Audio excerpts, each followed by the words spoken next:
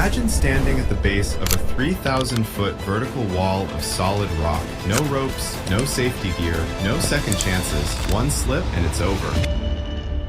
Most people wouldn't even attempt this with full protection, but one man did it alone, using only his hands, his feet, and absolute focus. This is the unbelievable true story of the world's most famous free solo climber, Alex Honnold, and the climb that redefined human limits forever. Alex Honnold wasn't born into adventure fame. There were no mountain expeditions in his childhood, no extreme sports legacy. He grew up in California, quiet, focused, and unusually independent. While other kids were obsessed with team sports, Alex found comfort in problem-solving alone. He loved puzzles, logic games, and activities that required precision and patience. At age 5, he discovered climbing, not on giant cliffs, but in a gym. And something clicked instantly. Climbing wasn't just movement, it was a mental puzzle on a wall. Every hold was a decision. Every move had consequences. By his teenage years, coaches noticed something unusual. Alex wasn't just good, he was calm, almost too calm. After high school, Alex enrolled in college to study engineering. It seemed like the logical path, stable career, predictable future, but the classroom couldn't compete with the mountains. After just 1 year, he dropped out. No degree, no backup plan, no guaranteed income. He chose climbing full-time. For years, he lived out of a van, traveling between climbing spots, eating cheaply, and spending nearly every waking hour on rock. No fame, no money, just obsession. Most people would call it reckless. Alex called it freedom. To understand Alex Honnold, you must understand free solo climbing. This is not traditional climbing. No ropes, no harness, no protection. If you fall, there is nothing to catch you. Even elite climbers consider free soloing the most dangerous form of climbing in the world. One mistake equals death. So why would anyone do it? Because, according to Alex, it creates absolute clarity. No distractions, no safety net, only presence. He once described it like this: when you're free soloing, your mind must be completely quiet or you don't survive. Scientists actually studied Alex Honnold's brain. They placed him inside an MRI scanner and showed him images designed to trigger fear. Snakes, heights, dangerous scenarios. The results shocked researchers. His fear response was dramatically lower than normal. The part of the brain that usually lights up during fear barely reacted. This didn't mean he had no fear. It meant he processed fear differently. Instead of panic,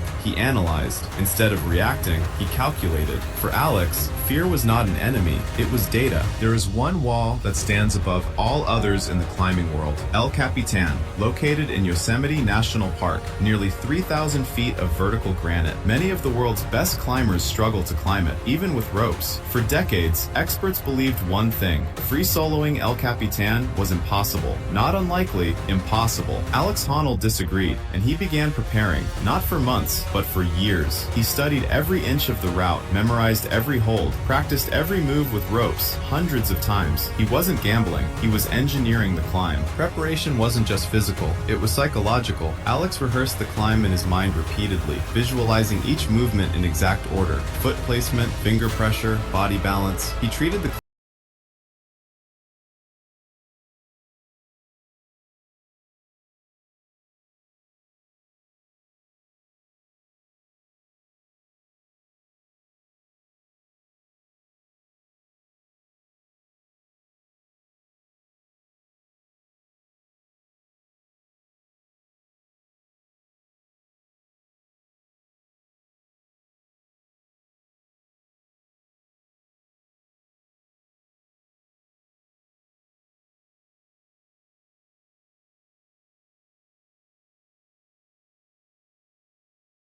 top, alive, successful, history made. He had just completed the most dangerous athletic achievement ever recorded. The climbing world exploded. Athletes, scientists, and risk experts called it the greatest feat of human endurance and mental control. The documentary film about the climb, Free Solo, later won an Academy Award and introduced Alex to millions worldwide. But despite the fame, Alex remained the same: calm, humble, focused. No superhero persona, just a man who trained longer than anyone else was willing to. People often think Alex Honnold is addicted to danger, but he says the opposite is true. He avoids unnecessary risk. He prepares so deeply that the climb becomes predictable. His philosophy is simple: risk is what's left when preparation is removed. To him, preparation removes chaos. Most of us will never climb a vertical wall without ropes, but Alex Honnold's story isn't really about climbing. It's about mastery. Preparation over height, focus over fear, discipline over emotion. He didn't eliminate fear, he out-prepared it, and maybe that's the real takeaway. The impossible often looks impossible only until someone prepares enough to make it inevitable.